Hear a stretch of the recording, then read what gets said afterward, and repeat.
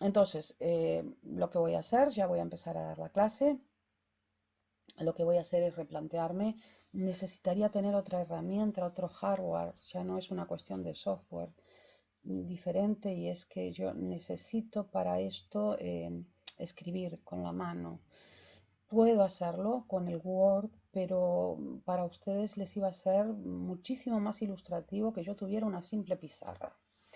Y las herramientas que tengo ahora, mi iPad es un iPad que funciona perfectamente, pero es un Air de primera generación y me va mal el lápiz que tengo, el capacitivo, no sirve para escribir, ya lo he probado con segundo de batch, no sirve para que le haga, perdón, no sirve, me sentía incómoda, no sirve para que le haga esquemas como lo haría en clase, ¿sabéis? Cuando empiezo a hacer estas flechas y estas cosas, y además les quedaría grabado en pantalla, y solo puedo escribir con el ratón.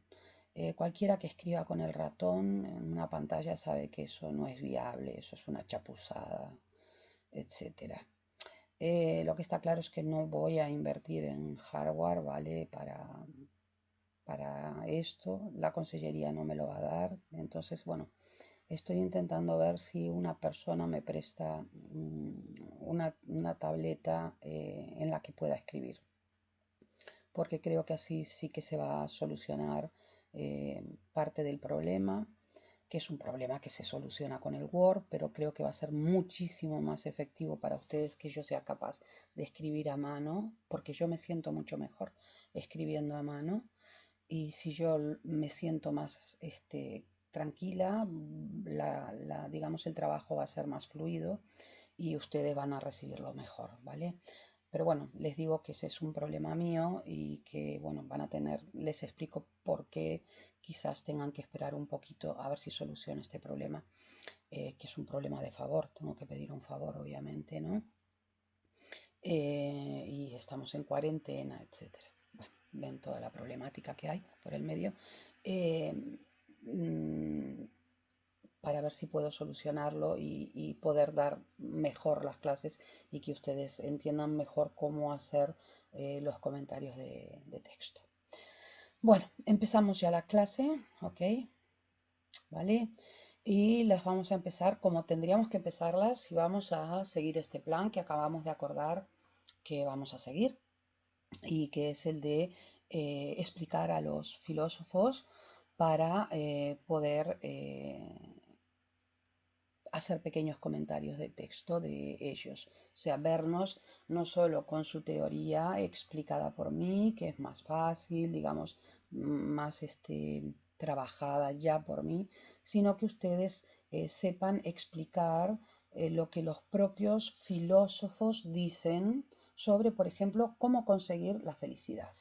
Lo que Aristóteles dice, no lo que yo digo. Si yo les hago una pregunta a ustedes ahora, por ejemplo, si tuviéramos un examen, si yo les hago ahora una pregunta a ustedes sobre qué dice Aristóteles sobre la felicidad, bueno, ustedes me podrían explicar eh,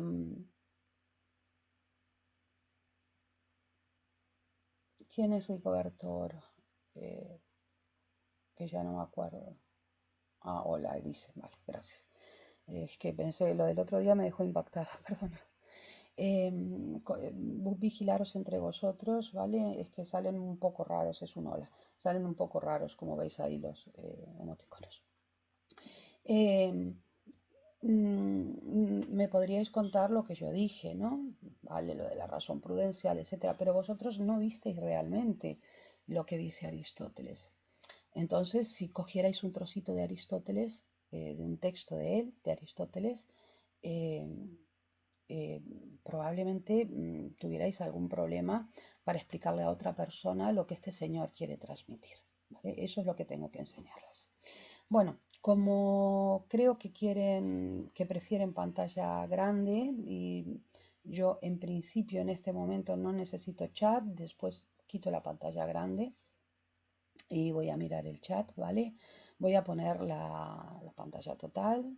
Uy, esperad, que a veces veis que y les voy a explicar el hedonismo, que fue en lo que quedamos, ¿vale? para que ustedes puedan anotar, hacer esas anotaciones que les digo que tienen que hacer en en los apuntes, ¿vale? O tomar notas, simplemente tomar notas a mano es bueno y está comprobado científicamente por experimentos que es una manera muy efectiva, más efectiva que escribir a máquina, bueno, quiero decir, en el ordenador, en el teclado, de recordar cosas. El hedonismo es una forma de eudemonismo. ¿Qué quiere decir esto? Si os fijáis y nos vamos arriba, el eudemonismo, ¿qué es lo que pensaba? Que el fin último de toda actividad del ser humano, acordaros que estamos hablando de que de la praxis humana, de la actividad humana, ya os dije que el ratón iba de aquella manera, el eudemonismo propone que el fin último de toda actividad humana, en último término, todo lo que hacemos es para conseguir ser felices. En concreto, el hedonismo, ¿vale?, que vamos a ver en estos dos autores, en Epicuro y en Mill, es una forma de eudemonismo. ¿Por qué? Porque el hedonismo propone que el fin último es la felicidad. Lo que pasa que va a ser una precisión y va a decir que la felicidad se consigue mediante el placer. ¿Vale? La diferencia que tenemos con respecto a Aristóteles es que él hacía una clarísima referencia a que obrar moralmente para conseguir la felicidad significaba utilizar la razón prudencial, ¿no? ¿Vale? Esa era la idea y que había dos puntos para ustedes, esto por ejemplo en segundo de bachillerato se ve más de una manera más amplia, que debemos saber elegir los medios para alcanzar ese fin último, ¿vale?, más adecuados, y además debemos actuar según lo elegido, ¿vale? Y lo de prudencial significa racionalmente, acordaros, ¿no? Sabiamente, ¿vale? Aquí la propuesta es que la felicidad se va a conseguir mediante el placer, ¿vale? Si nosotros obtenemos placer, vamos a ver ahora qué significa placer. Vamos a ver el tema de la intensidad, la medida, cómo se consigue, todo este tipo de cosas, se las vamos a plantear y luego ustedes me plantean cosas por el chat y lo discutimos con las limitaciones que tiene la discusión de este chat, ¿no?, que no es mucha, que son muchas, perdón. Vamos a ver lo que dice, por ejemplo, primero Epicuro y paro y luego vemos lo que dice Mill. El fin último entonces es la felicidad se consigue mediante el placer. ¿Qué es placer? Para Epicuro. Epicuro es un filósofo del siglo III a.C., ¿vale? Es un helenista, por lo tanto es un filósofo de la época helenística. Después les voy a explicar una cosita del contexto que es muy importante para esto. Ya veréis qué importante es el contexto. Digo porque visteis con el vídeo inicial cómo ponernos en contexto para entender las cosas es importantísimo en filosofía, bueno, y en filosofía práctica aún más, ¿no? El placer es algo que naturalmente nos mueve, ¿vale? Nos mueve para alcanzarlo, por eso dice ahí a cada aloeo que naturalmente nos mueve, ¿no? Entonces, el placer es algo que nos mueve de una manera natural, no nos tienen que enseñar a que tenemos que buscar el placer, no nos tienen que, digamos, inculcar eso. Naturalmente, los seres humanos tendemos, fijaros, está en nuestra naturaleza, tendemos a buscar el placer y a huir del dolor. Y naturalmente también, por eso, tendemos a hacer elecciones, ¿vale? Tendemos a hacer elecciones elegimos, a veces instintivamente, a veces razonadamente, a veces llevados por la masa, no sé, da igual, esto ya os lo digo yo para que lo entendáis. Nosotros tendemos a buscar el placer, acordaros, el placer va a ser la fuente de la felicidad para Epicuro, porque es un hedonista y hedoné es placer en griego, ¿vale? Y tenemos que hacer elecciones precisamente para que, pues, no hago esto porque si hago esto voy hacia el dolor, hago esto porque si hago esto voy hacia el placer. Vale, ¿qué sucede ahora con el obrar moral? Acordaros, por favor, porque no lo voy a repetir, sino esto sería la historia interminable, ¿no? Que es, tenemos que saber qué es obrar moralmente, qué es obrar de una manera que no tiene nada que ver con la moral, y por lo tanto nosotros no estamos hablando de eso, como eso, agarrar ahora esto aquí, esto no tiene nada que ver con la moral, ¿no? Y él va a decir que obrar moralmente, Epicuro, mirad, va a decir algo que puede parecer en principio, y en cierta forma lo es, ¿no? En cierta forma, salvando las diferencias, pero para nosotros que estamos en primero de bach y estamos viendo una cosa muy simple, está bien, hay una similitud. Para ir obrar moralmente es obrar racionalmente, ¿vale? Racionalmente con una razón calculadora.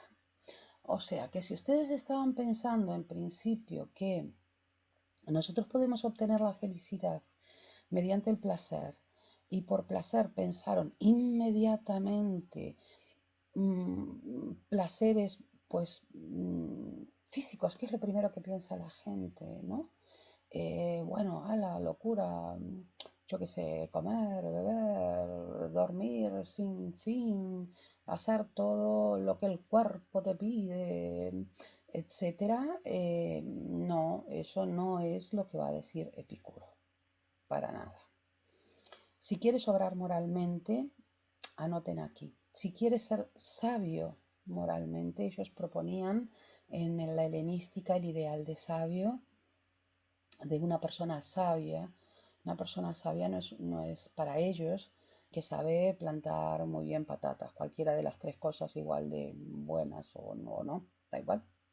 No, por ejemplo, Epicuro, una persona sabia es una persona que sabe obrar moralmente, ¿no? Y una persona que sabe obrar moralmente es una persona que sabe obrar racionalmente, y eso solo se hace con una razón calculadora, que calcula cosas. ¿Y qué calcula? Pues calcula las opciones que tiene que escoger, que nos proporcionen el máximo placer, ¿vale? Cuantitativa y cualitativamente, y el mínimo dolor. Fijaros, esto sería un hedonismo antiguo, ¿no? Porque yo les decía que Epicuro está en el siglo III a.C. y la elección que él está proponiendo es una elección individual. Les voy a dar el contexto para que vean cómo esta reflexión que él lleva, y que les tengo que hacer una precisión técnica respecto a lo de cuantitativa y cualitativamente esta elección de placeres, que lo voy a hacer después, viene marcada por la situación histórica y la situación política que ellos vivieron, en los que los helenistas estaban situados. Y que es relativamente fácil, y puede ser que algunos de ustedes recuerden de historia qué situaciones. Ustedes saben que cuando hablábamos del siglo V, VI, IV incluso, principios del IV antes de Cristo, y hablábamos de Platón, de cuando surge la filosofía, todo esto, estábamos hablando que el mundo griego se organizaba en polis. De ahí va a venir la palabra política, ¿no? O sea, eran pequeñas ciudades-estado, más o menos, ¿no? Con una extensión de, digamos, pues parecía, yo que sé, lo que sería una comarca aquí o algo así. Bueno, había muchas extensiones diferentes, pero algo relativamente pequeño, ¿vale? Con una zona central donde se hacían los intercambios económicos, donde estaba, digamos, el gobierno, fuera la clase que fuera de gobierno, eso no tiene importancia, donde estaba toda la parte, digamos, de impartición de leyes y creación de leyes, etcétera. ¿Vale? Como la zona rural, digamos, el campo, y luego como la zona de ciudad, ¿no? De pronto lo que sucede con todo este mundo donde cada polis se autogobernaba, escuchen esto, cada polis se autogobernaba, lo que sucede es que el rey de una polis, de la zona de Macedonia en el norte, ¿vale? de una zona, de la zona del norte, lo dejamos así, no importa. Lo miran después ustedes en historia, de Grecia, Alejandro, que va a ser llamado por sus gestas precisamente Alejandro el Magno, comienza a invadir las polis y crea un imperio. Esto que a ustedes les puede parecer irrelevante, bueno, crea un imperio, bueno, ¿y qué no? ¿Y qué no? Ellos pasaron a ser polis que se autogobernaban, o sea, comunidades cívicas que se autogobernaban en el formato que fuera. La democracia en momentos, por ejemplo, en Atenas, no importa, oligarquía, monarquía, aristocracia, es que no importa, pero se autogobernaban, ¿vale? Pasan a ser, pues, unos pequeñísimos territorios gobernados por una sola persona que deja estos territorios a cargo de alguien que él manda. O sea, se les rompió toda su estructura socioeconómico, cultural. Todo el suelo que ellos pisaban, ¿vale? Su suelo, su horizonte de pensamiento quedó roto. Los griegos, Platón, Aristóteles, Sócrates, pensaban desde la polis y para la polis. No concebían otra forma de vivir unidos, de vivir en comunidad. Y eso se rompió. De repente se les movió el suelo, como decimos en Uruguay, se quedaron sin suelo, sin horizonte. Fue un momento de enorme desconcierto y lo que surgió en ese momento fue un tipo diferente de hacer filosofía, la filosofía helenística. Estamos viendo los comienzos, donde, por ejemplo, el hedonismo lo que va a dar, y el estoicismo, que es otra forma, ¿vale?, de filosofía ética de la época, muy importante, lo que va a dar es una solución individual, porque ahora resulta que la cuestión ya no es una cuestión política, porque la cuestión política que ellos, digamos, de la que ellos estaban conformados, ya no existía. Y lo que dan es una filosofía del pensamiento bueno, esto es una calificación mía, perdonad, de cómo ir del desamparo, en cierta forma, y cómo ser sabios en medio de toda esta situación, ¿no? Entonces están como una palabra que a mí me gusta mucho en gallego, sabéis que prefiero dar las clases online ya en castellano directamente, no intentarlo en gallego porque tengo ya demasiados aparatos, ¿no?, y cosas que manejar. De desacougo, ¿no? Desacougo, yo no encuentro ninguna palabra que me guste tanto en castellano como en el gallego desacougo, ¿no? Y frente a eso nos ofrecen un consuelo. Ya sé que es desconsuelo en castellano, pero me gusta más desacougo, creo que tiene otras connotaciones. Buscan consuelo, y el consuelo va a ser individual. El hedonismo antiguo lo que da es una solución, solución a una elección, a esta elección de la razón calculadora que es individual. Yo creo que pueden entender bien qué es lo que está pasando. Ya por último, y así salgo de aquí y me preguntáis cositas, respecto a las opciones para mantener el placer y huir del dolor, y el placer hay que mirarlo, tienen que perdonar, el placer va a haber que calcularlo tanto en cantidad, cuantitativamente, como en calidad, porque no todos los placeres valen igual. Y yo creo que en este momento en el que estamos viviendo nos damos cuenta que a veces el simple placer, por ejemplo, ¿no?, de estar sentaditos ahí en un banquito charlando con la gente, pues de nada, ¿no?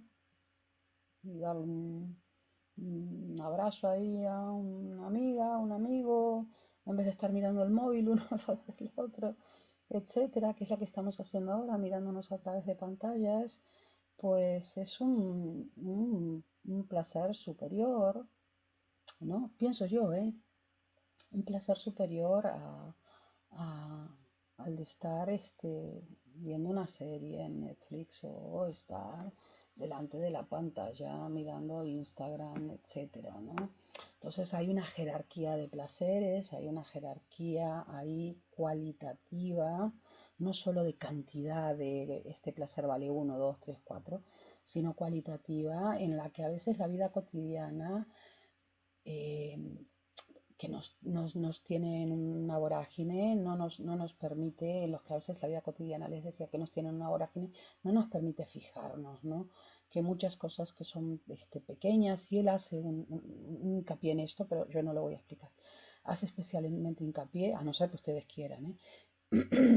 en que placeres naturales y sencillos realmente son mucho más valiosos, como ese simple placer de dar un paseo, de comer cosas simples, nada más, de estar con los amigos. Para ellos era fundamental la relación de amistad, que es una relación que se puede tener también con los parientes, ¿no? Es algo que no tiene nada que ver con la sangre, por eso la sangre no influye ni a favor ni en contra, ¿vale? La relación de filía es importantísima.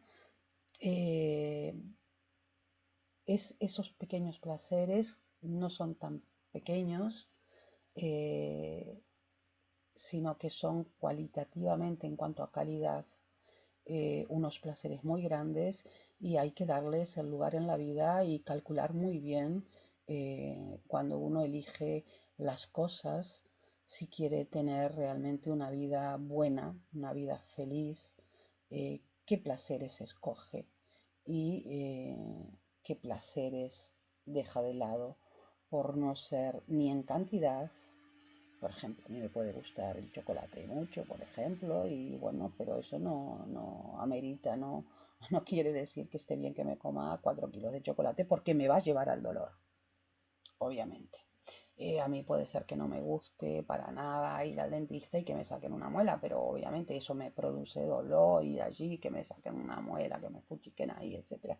Pero ese dolor que yo paso momentáneamente y el displacer que me produce, el malestar, el miedo, la ansiedad, me va a llevar a lo que sí realmente importa, y con esto ya termino, para Epicuro, me va a llevar a un placer mayor, que es lo que realmente es para Epicuro el placer, que es la falta de dolor, y que muchas veces, como estamos muy despistados, no nos damos cuenta que el placer es realmente falta de dolor.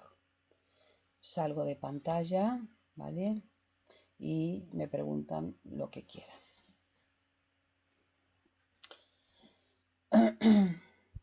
Hugo, acabo de ver que se veía bien, pero sabes que tengo retardo, lo hablamos antes, tengo retardo en el chat.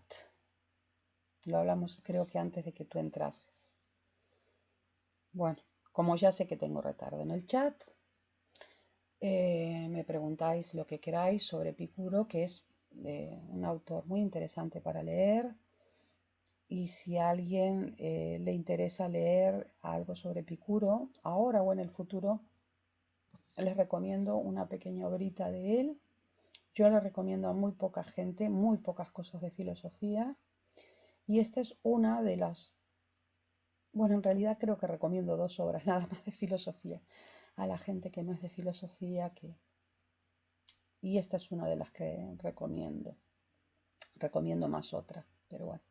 Si quieren les recomiendo una pequeña obra de Epicuro. Para que lean, lo anoten para más adelante si les gustó la propuesta de él. Espero un poquito, a ver si necesitan algo. intentaremos trabajar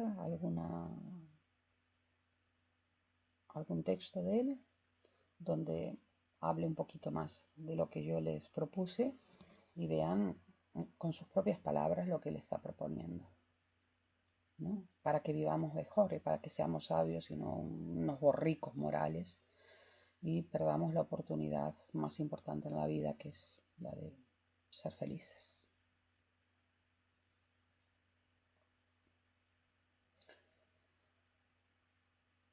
Bueno, no parece que quieran preguntarme nada, porque ya han pasado, yo creo que bien, todo entendido. Ok, Alan.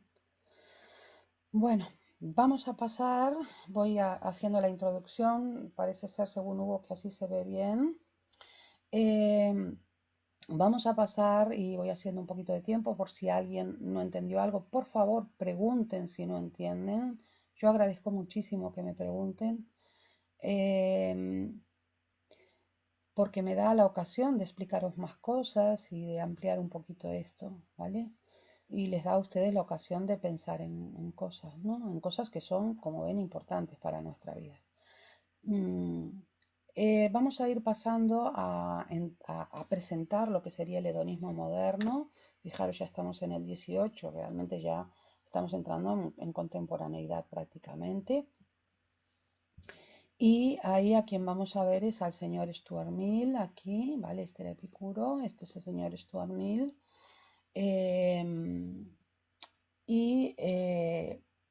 Ese aspecto que nosotros veíamos, la gran diferencia, una de las grandísimas diferencias que va a haber entre el hedonismo antiguo, que sería, por ejemplo, el de Epicuro, ¿no? Hay otros tipos de hedonismo, ¿eh? Y el hedonismo moderno, y ya entrando en la contemporaneidad, es que si el hedonismo antiguo hacía de la elección una cuestión individual, porque visteis que no tenía nada que ver con la polis, ni con cuestiones cívicas, ni nada por el estilo, apelaba a lo que el individuo tenía que hacer, debía hacer para conseguir su vida feliz. No involucraba, ¿no? a la sociedad, al conjunto cívico. El hedonismo moderno, ¿vale? Representado, por ejemplo, en la teoría de Mill, dice que nosotros no podemos quedarnos únicamente en lo individual, sino que presenta un principio, ¿vale?, que dice que debemos tener en cuenta el mayor placer que bueno va a ser aquello que, o obrar oralmente, va a ser obrar de tal manera que se cumpla este principio que tenéis aquí, ¿vale? Que lo que hagamos, eso que decidamos, eso que elijamos, recordad que estamos hablando de elección, lleve el mayor placer. Fijaros cómo estamos hablando de cuestiones cuantitativas ahora, solo cuantitativas. El mayor placer para el mayor número de personas del conjunto del que estamos hablando, obviamente, ¿no? Si estamos refiriéndonos a la clase, ¿no?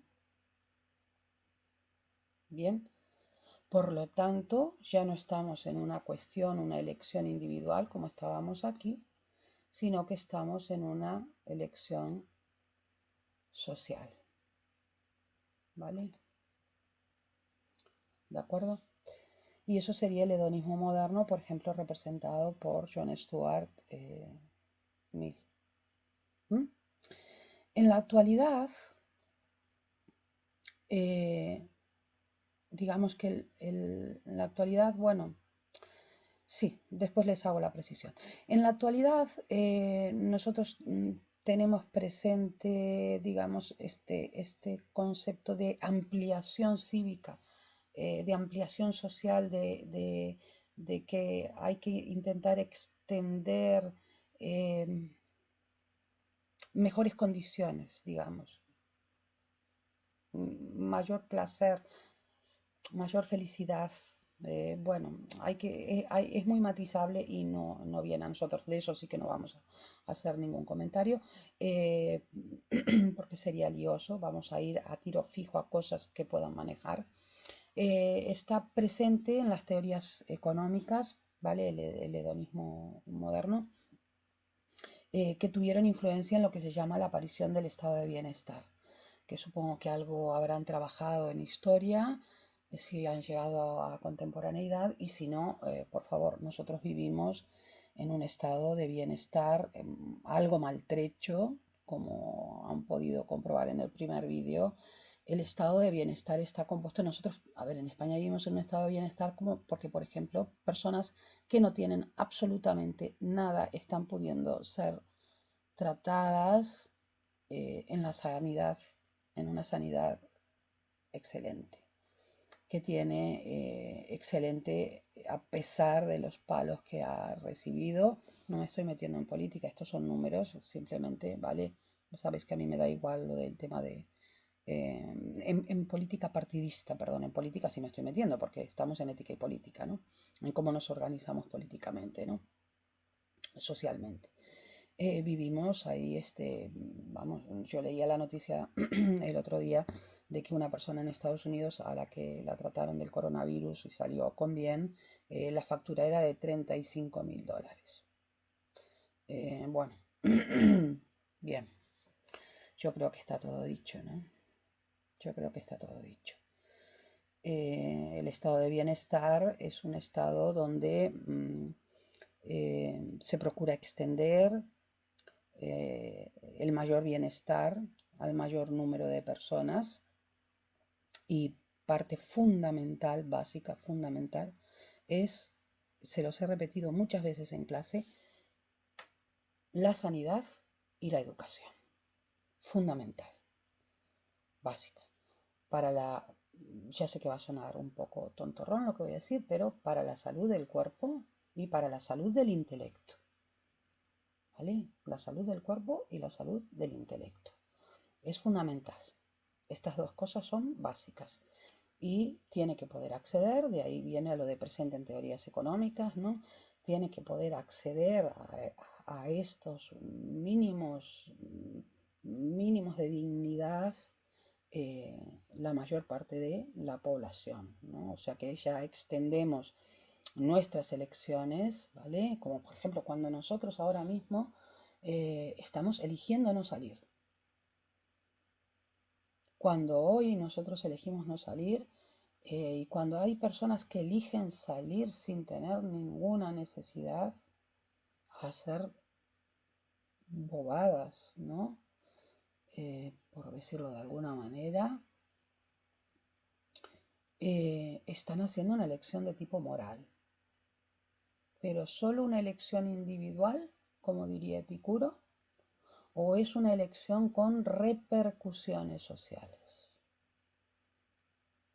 Están causando un daño o están llevando el mayor placer, el mayor bienestar, el mayor bien al mayor número de personas.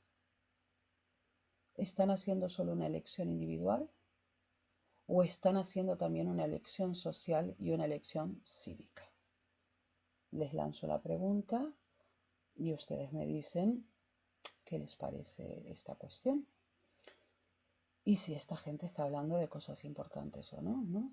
Realmente, que hay mucha gente que dice, bueno, los filósofos son unos pesados. Yo no digo que no, están todos rayados. Ya ahí ya no, yo no digo eso de que ya no digo que no. No, a ver.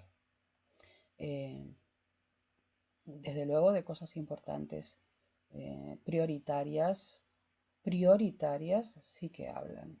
Lo que pasa que a veces en la tontada de la vida que tenemos, de que bueno, hacemos esto, hacemos lo otro, no nos damos cuenta de cuáles son las prioridades y cuáles son las cosas importantes de la vida, ¿no? Realmente importantes. Los placeres, las felicidades cualitativamente importantes. Bueno, pregunta que les lancé. ¿Qué pensáis sobre la diferencia que hay entre la propuesta epicúrea, ¿vale? De la cuestión individual que tiene su sentido histórico de por qué él hace esa propuesta, ¿no? No es que sea un egoísta, es que se le rompió todo al pobre, ¿no? Y la propuesta que hace John Stuart Mill, que tiene otro contexto, por favor, siglo XVIII, XIX, ustedes están estudiando historia, no me voy a poner yo a explicar ese contexto de un capitalismo emergente, etcétera, ¿no? En Europa, ¿no? Miles de Gran Bretaña, ¿vale? Es inglés. Espero un poquito para ver si hay alguna pregunta de alguna diferencia sobre las diferencias entre un y otro hedonismo o alguna opinión al respecto, que dicen que no les convence, que significa eso. Tiene, no sé si lo pensaron bien, el hedonismo de Mill tiene un riesgo grande, piénselo bien, ¿eh? El mayor placer para el mayor número. Ese es el cálculo que hay que hacer. Mayor placer para el mayor número. Y en consecuencia hay que tomar la decisión. Piénselo, por favor. Empecemos por qué opinamos y después vamos a qué preferimos, dice Alan.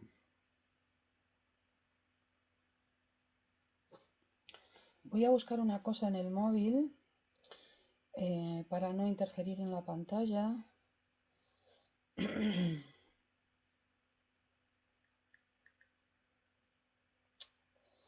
Perdón, los apuros no son buenos. Uy, de aquí, de lo que estamos hablando.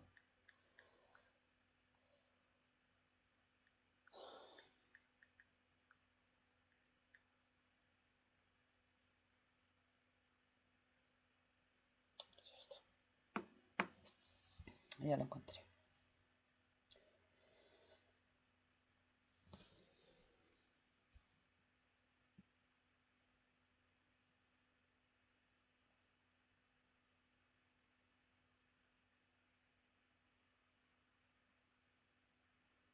Estoy mirando, mientras ustedes me ponen ahí, estoy mirando.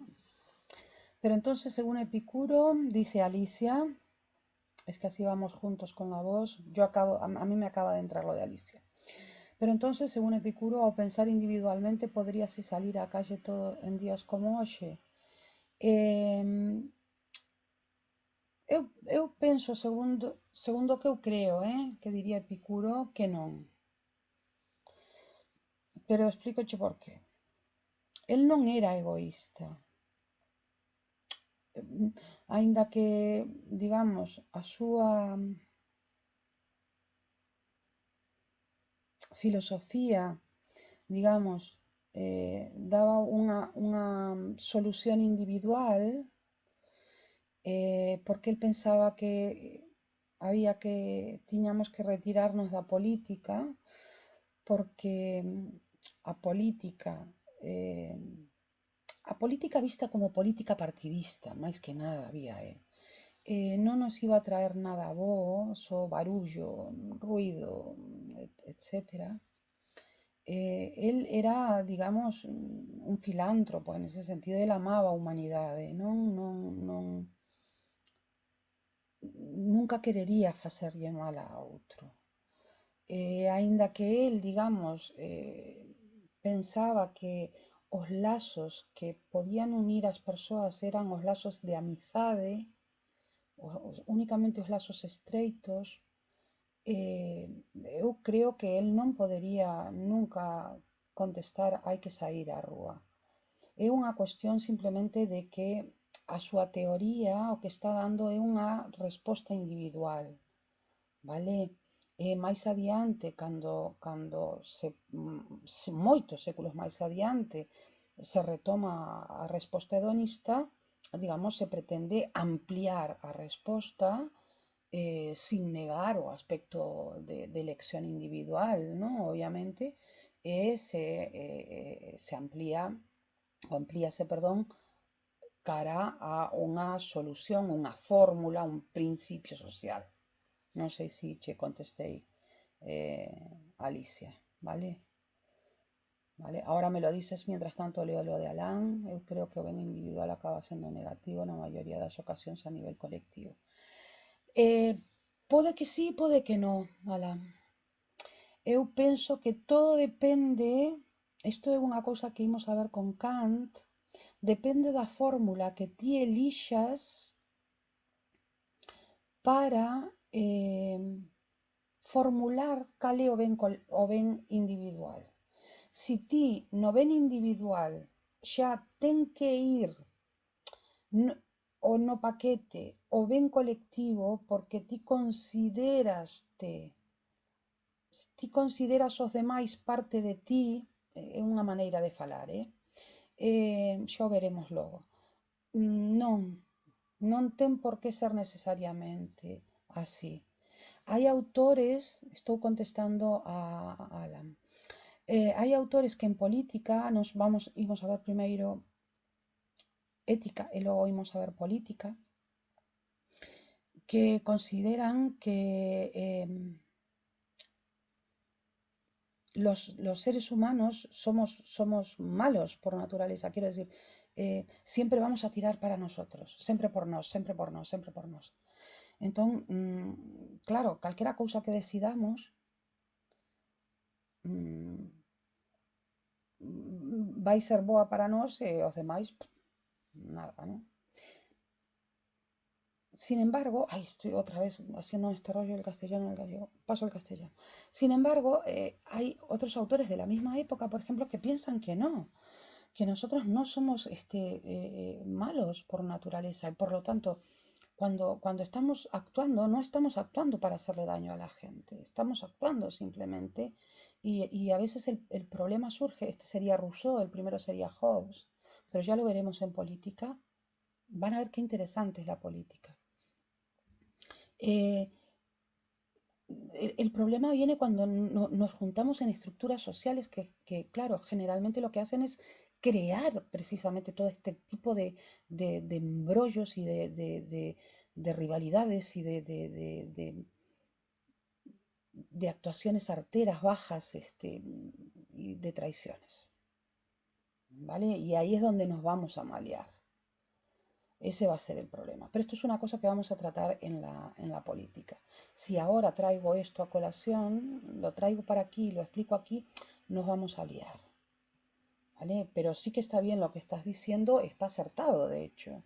Lo que pasa que no lo traigo, no quiero traerlo porque si no, académicamente nos vamos a liar. Pero vamos, viene a cuento totalmente, Alan. Totalmente.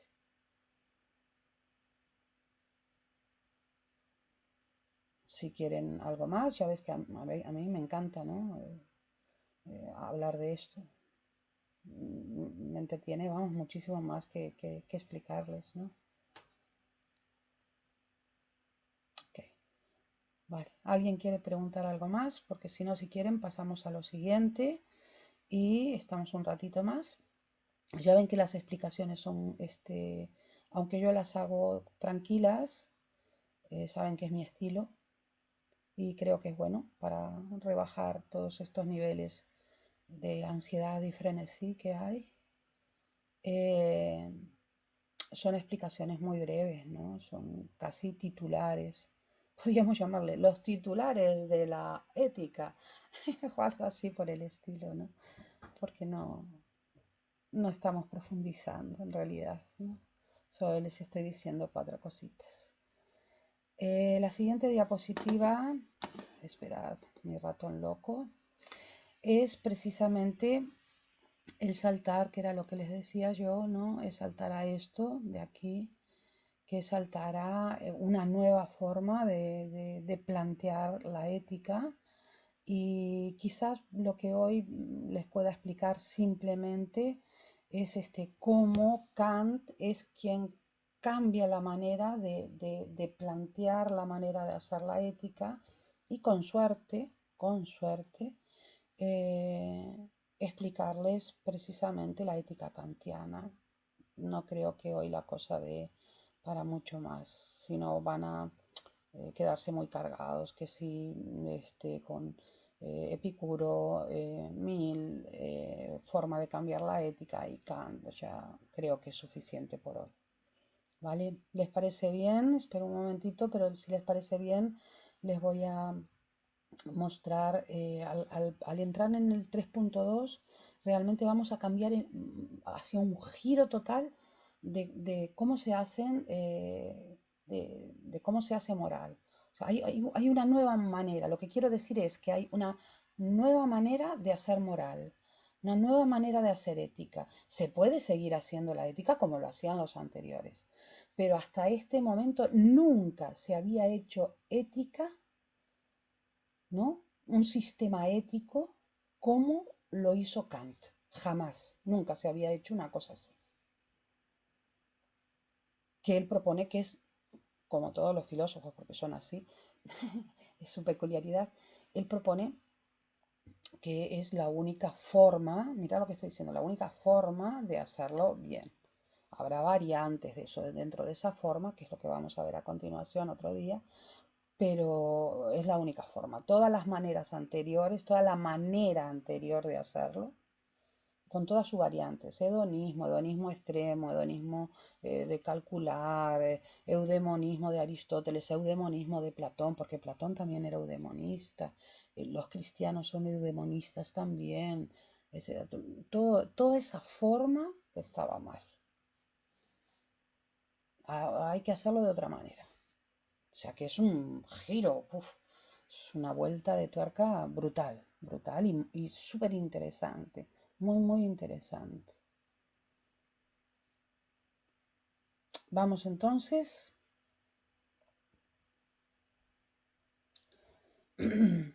Bueno, yo creo que ya di los 10 segundos para esperar así esta latencia, ¿vale? Y me quedo así. Aquí tienen al señor Kant, ¿vale? Que es un filósofo muy importante de la historia de la filosofía, es un filósofo alemán, del mundo alemán, ahora les digo por qué digo del mundo alemán, del siglo XVIII. Él vivió toda su vida, nunca salió de ahí, es una peculiaridad, estas cosas que siempre se cuentan, en una ciudad que se llamaba Königsberg, bueno, yo no sé pronunciar alemán, Königsberg o algo así, que luego, bueno, ahora está en la zona del país de Rusia, donde alguna gente, no, son los, no me acuerdo si alguien estuvo en Rusia este año o fueron los de segundo, bueno, no me acuerdo, que se llamó, no sé si se sigue llamando Kaliningrado, ¿vale? Pero en aquel momento pertenecía a digamos, al mundo alemán, ¿no? Él escribió en alemán eh, y, y en esa tradición alemana de hacer filosofía, digamos, se crió y se creó intelectualmente, ¿no? Y es donde lo colocamos, a pesar de que él filosofó en una ciudad que hoy está en territorio ruso, no decimos que es un filósofo ruso. Les aclaro esto, ¿no? Por si encuentran en algún momento que Königsberg es Kaliningrado hoy, ¿no? Bueno, fijaros, quiero que vean la diferencia. Voy a pasar hacia atrás, voy a pasar despacio para que no se líen. Miren lo que estamos haciendo. Primero miramos el 3.1, que es en búsqueda de la felicidad, o sea, algo, un contenido, una cosa. Nosotros estamos buscando algo, estamos buscando encontrar algo, ¿vale? Y ese algo en concreto, pues es la felicidad. Por eso le llamábamos eudemonismo, ¿vale? A las corrientes y veíamos, pues en realidad, tres corrientes. Una, el aristotelismo, ¿vale? Que era un eudemonismo así clásico, puro. Y luego una forma concreta de eudemonismo, que es el hedonismo antiguo de Epicuro, y otra forma que es un hedonismo moderno, como el utilitarismo, que no les dije el nombre, pero se llama utilitarismo, de John Stuart Mill. Ahora nosotros cambiamos, saltamos, mirar cómo está en azul, lo visteis, ¿no? Y vamos a hablar de buena voluntad. No vamos a hablar de un contenido. Vamos a hablar de que nuestras acciones morales, es esto lo que les voy a tener que explicar, este giro, nuestras acciones morales, o sea, obrar moralmente, no va a estar marcado por la consecución, por conseguir algo en concreto que tiene un contenido, una finalidad, es una meta, el placer moderado, y entonces ese fin último yo busco la manera de unos medios, conseguirlos paso a paso, y entonces ¿cuál es la felicidad? ¿En qué consiste esa felicidad? Pues es placer, pues es huida de dolor, pues es virtud, pues son virtudes intelectuales, pues no, son virtudes morales, y entramos en la discusión. No, se acabó, no hay discusión. Esa no es la discusión. Quiero que entendáis esto. Esa no es la discusión. Ese no es el camino para entender cuál es el obrar moral, ¿vale? En los seres humanos no es el camino. El camino no es buscar un contenido, un fin, una cosa que debamos conseguir en nuestra vida, sino que el obrar moral va a estar determinado por cómo obra, ¿vale?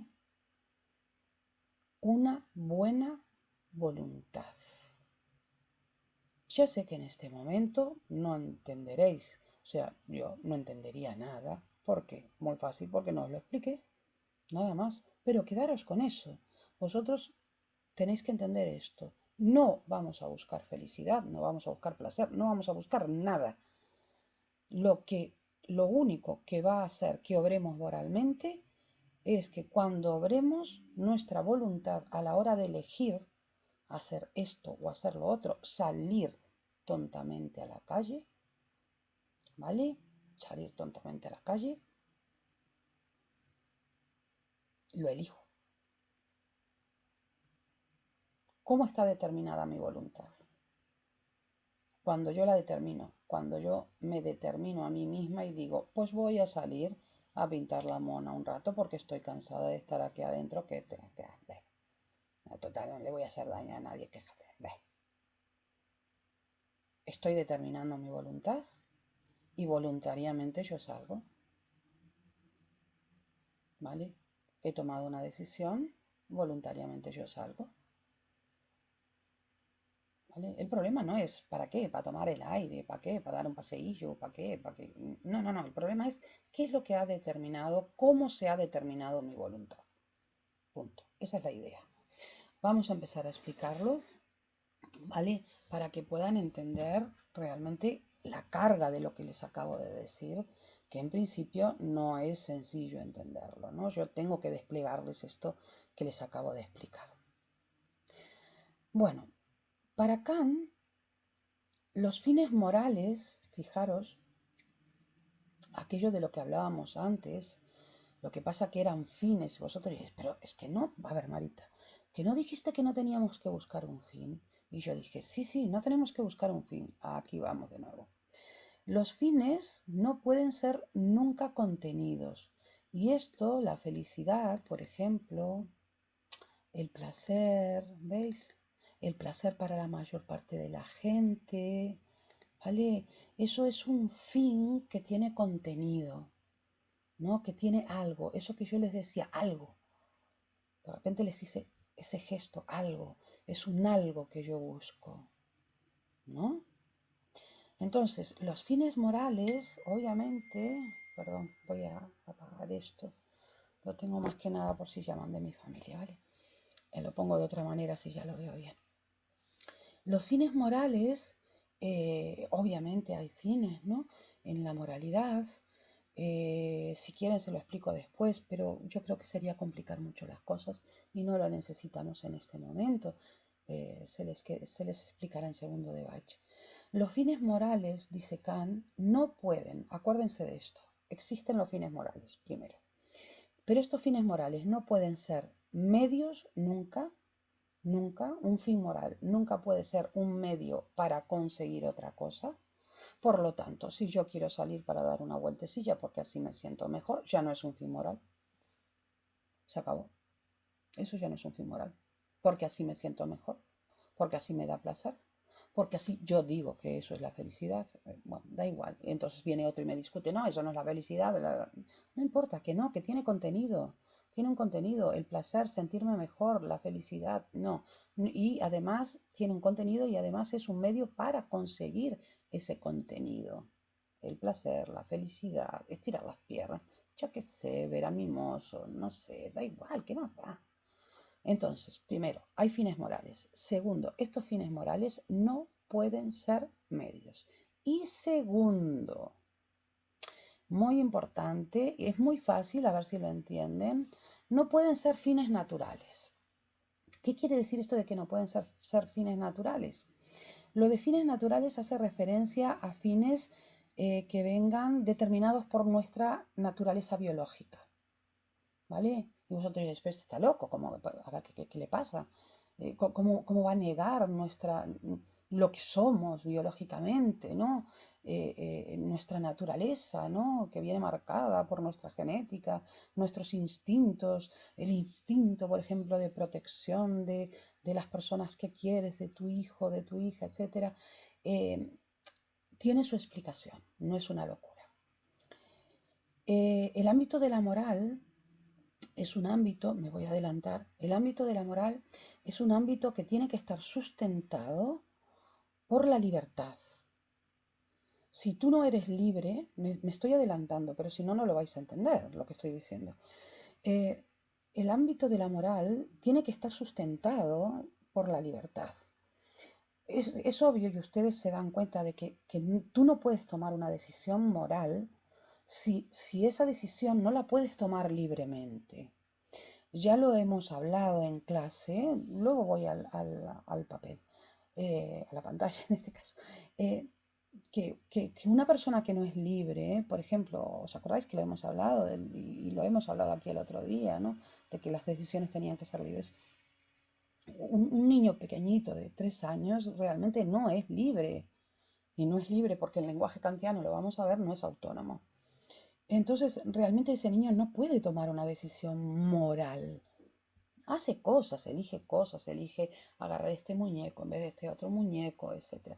Pero realmente no es una decisión moral.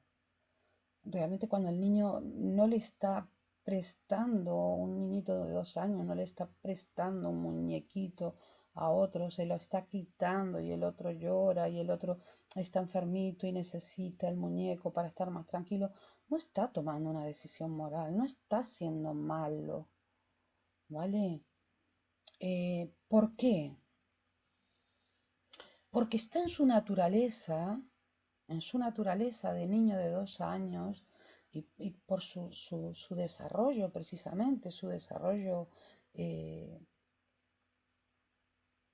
neuronal, de sus redes neuronales, de su cerebro, el no poder tomar decisiones libres. El ámbito de la naturaleza, el ámbito de lo físico, y nosotros somos seres físicos, nuestro cerebro es algo físico, ¿vale? Kant no hablaba de cerebro, hablaba en general de la naturaleza. Simplemente, Kant era un gran admirador de Newton. Es un ámbito donde las cosas suceden mecánicamente. Ustedes saben algo de física y saben que en física se hacen cálculos matemáticos, las cosas no se mueven así como así. Dije lo de Newton a propósito, porque ustedes me pueden decir, pero a ver, ¿qué pasa a nivel micro, ¿no? O sea, ahí con ya a nivel subatómico, donde hay azar y tal. A ver, eso es posterior, cuidado, ojo. Y la relatividad de Einstein y tal, entonces yo te digo, ojo, eso es posterior. Yo te estoy hablando de Newton, estamos en el siglo XVIII. Kant es un gran admirador de Newton, piensa que realmente Él piensa que realmente digamos, el sistema de Newton se acabó de montar el andamiaje fundamental de explicación de lo que es la naturaleza, la física, ¿vale? Y que a partir de ahí se van a hacer los descubrimientos pertinentes, pero el andamiaje está montado, ya está, listo, se acabó. Y la explicación es mecánica, quiero decir, no hay lugar para la libertad. Dada una causa, se da un efecto. O sea, no hay ninguna libertad en lo siguiente que voy a hacer. La causa es, yo toco la palma, una palma contra la otra, el efecto, se produce un ruido. Ya está, se acabó. No hay libertad ahí. ¿Vale? De la misma manera, en ese niño pequeñito, ¿vale? No hay realmente libertad. En el pequeñito, ¿no? Quiero decir, no hay libertad. Igual que nosotros no podemos decir que es malo el virus porque se transmite y nos mata, eso es una tontería, eso es el ámbito de la naturaleza, ¿vale? O no podemos decir que los perros son malos porque no tienen libertad, realmente no tienen libertad, ¿vale?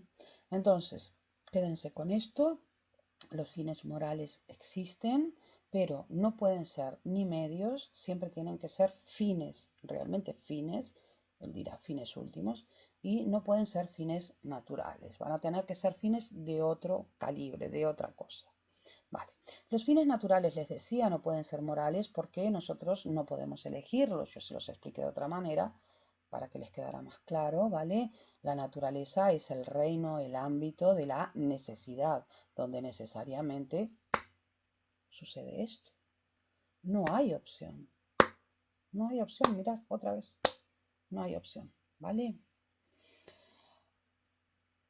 Pero además de esto, donde no hay opción, sí que hay mandatos o deberes en el ámbito humano, como por ejemplo lo que visteis en Stranger Things, ¿no? Friends don't lie. Los amigos no se mienten. Ahora lo estoy mirando. Sí, acabo de verlo. No hay problema si no queréis. ¿Lo dejamos? Sí, lo dejamos. Pero una pregunta. Veo que lo dice Alan y lo dice Nayara. Una pregunta. ¿Lo que dije hasta ahora lo entendieron o tengo que repensar cosas para volverlo a explicar?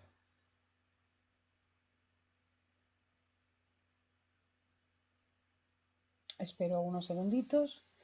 Me dicen si lo que... Vale, lo entendieron. Sí, es que es complicado, Kant, ¿eh? Por eso les decía que como mucho aspiraría a decir cómo él daba la vuelta y a ver si podía dar Kant. Sí, no hay problema. No pasa nada. Estamos ante una forma de hacer ética revolucionaria, absolutamente revolucionaria.